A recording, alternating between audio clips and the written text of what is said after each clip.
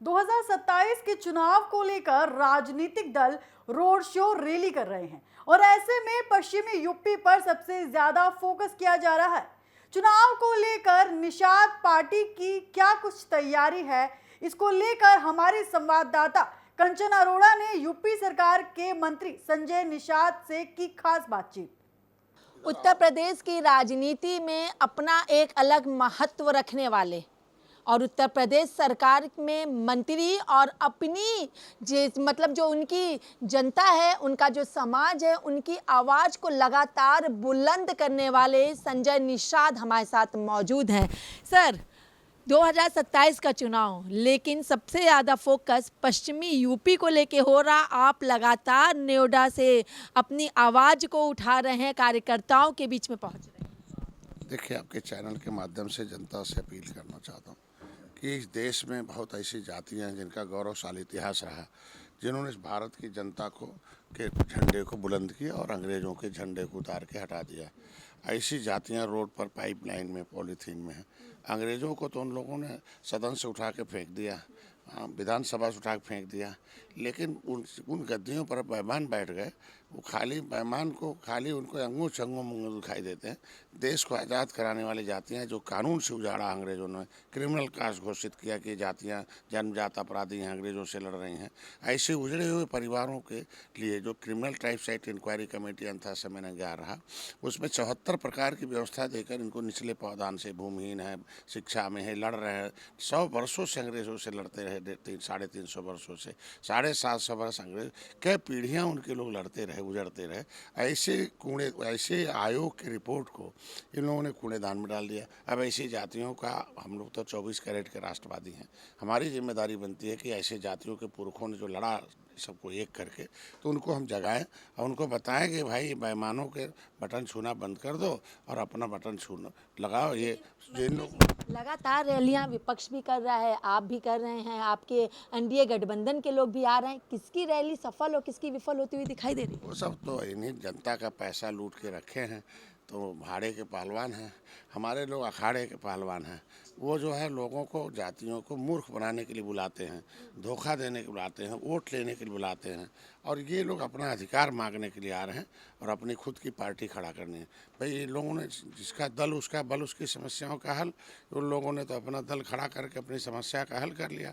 बाकी जो जो राजनीति के शिकार हो गए वो निर्बल हैं, तो निर्बलों ने अपना झंडा कर लिया कि हम निर्बल हैं, अब हम अपने झंडे को बुलंद। मंत्री जी, दोनों मुद्दे, चाहे मझवार हो, तुरहिया हो, आरक्षण था, ये आपको नहीं लगता कि अगर आपके सहयोगी दल भी इस मुद्दे को उठाते हैं, तो निषाद नेता आवाज उठाते हैं, तो उसको बेहतर होता हुआ वहाँ पे दिखाई? हम तो सबसे अपील करते हैं, अगर जो वोट ले तो बेईमान न बने। संविधान में जो है, बेईमान वो है कि वोट लेके आके चुप हो जाए, और ईमानदार वो है कि जो संविधान में मिला हक दिलाए, उसकी आवाज़ उठाए। क्योंकि सदन से ही समस्या का समाधान हो सकता। तो सदन में अगर आए हैं दुर्भाग्य कि वो दूसरे दल से अगर वो टिकट लेके आते हैं, तो फिर वो अपनी जुबान पर ताला लगा लेते हैं। वो उतने बोल पाते हैं जितना ज़रूरत है। आपने 4 साल मलाई काटने का भी जिक्र किया। जो मलाई काट रहे हैं, आप समझ सकते हैं कि कौन से मलाई काट रहे हैं। हमारे समाज के लोग कहाँ हैं? मत्स्य विभाग में क्या रखा है आप सबको पता है क्या? जो मैंने उनके लिए काम क्या किया है। और मलाई के जो 4 मंत्रालय, 10 तो मंत्रालय लिया, हज़ारों करोड़ का बजट उनके यहाँ। आप उनकी बात करिए, उन लोगों ने क्या किया हमारे समाज। हमने तो इनके लिए कानून बनवाया, इनके बच्चों को पढ़ने के लिए 25 करोड़ रुपया दिलाए कि भाई हाई स्कूल में 5-10 हज़ार, BA में, इंटर में 20,000, BA में 30,000, उसे 50,000 ले। इनकी बेटी की शादी के लिए है, इनके अलग से बीमा फ्री में, इनके KCC हैं, इनके 60% सब्सिडीज है। पोखरे के लिए 3,20,000 5 एकड़ पर दिला। ये हमने पहला NFDP में रजिस्ट्रेशन है, फ्री में हमने इनको ट्रेनिंग कराया। अभी मत्स्य उत्पादन दुगना इसीलिए हुआ कि हमारे लोगों को रोज़गार मिला है। हमने इनको ट्रेनिंग किया कि आप ट्रेडिशनल छोर से आप जो है टेक्निकल में आइए, तो इसके लिए मैंने उनकी व्यवस्था की। पहली बार मीन महोत्सव वहाँ हुआ। तो ये चीज़ें तब संभव है जब हम उनके बीच में।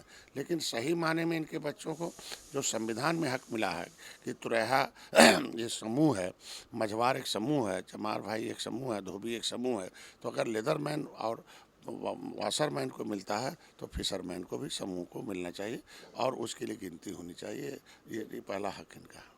एक अंतिम सवाल, 27 का चुनाव जितना करीब आता जा रहा है, राजनीतियां उतनी होती जा रही, आरोप प्रत्यारोप भी उतने लगाए जा रहे हैं, लेकिन अगर आपको लेके बात की जाए तो क्या एनडीए के साथ ही रहेंगे या सपा के साथ जाने की उम्मीद जताई जा रही? क्योंकि आपने एक तरफ फूलन देवी के उनको भी लेकर के सवाल पूछ लिया है। भाई देखिए, जब भी हक मांगा जाता है, हक दिलाने के लिए सत्ता के साथ आया। फूलन देवी आई, 3 बार सरकार बनवाई समाजवादी पार्टी, लेकिन समाजवादी पार्टी ने फूलन देवी को धोखा दिया। जब समाज के हक मांगने लगी तो उनको हटा दिया, तो फूलन देवी सपा से अलग हो गई और उन्होंने एक पार्टी बनाई। पार्टी बनाने के बाद 27 दिन बाद मारी गई। आप समझ सकते हैं कि किस तरीके से हमारे नेता मारे जा रहे हैं, चाहे फूलन देवी हो, मान सिंह राजपूत हो, धनीराम वर्मा, रघुवर दयाल वर्मा, मनोहर लाल हो, जयपाल कश्यप ये हो। आरोप तो सपा भी लगा सकती है ना कि किस तरीके से हमारे नेताओं के ऊपर एफआईआर की जा रही है, जेल में डाला जा रहा है। एफआईआर होना, मौत होना बहुत बड़ी बात है।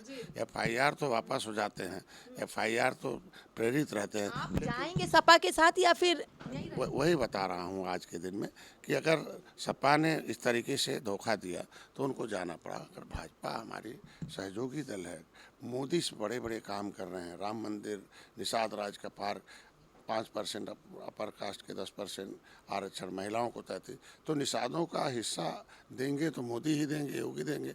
इसीलिए हम लोग अभी मोदी के साथ रहेंगे। अब भाजपा अगर दरवाज़ा बंद कर देगी तब विचार करना पड़ेगा। चलिए, बहुत बहुत शुक्रिया। हमने बात की उत्तर प्रदेश सरकार में मंत्री संजय निषाद, जिनका साफ तौर पर कहना है कि निषादों के साथ उनका हक का काम सिर्फ मोदी जी ही करेंगे, जिस तरीके से लगातार वो करते आ रहे हैं। अभी फिलहाल एनडीए के साथ ही हम रहेंगे, लेकिन आने वाले समय में अगर भाजपा बंद कर देती है दरवाजा तो विचार करना पड़ेगा। वीडियो जर्नलिस्ट हिमांशु के साथ मैं कंचन अरोड़ा, TV7 भारत, दिल्ली।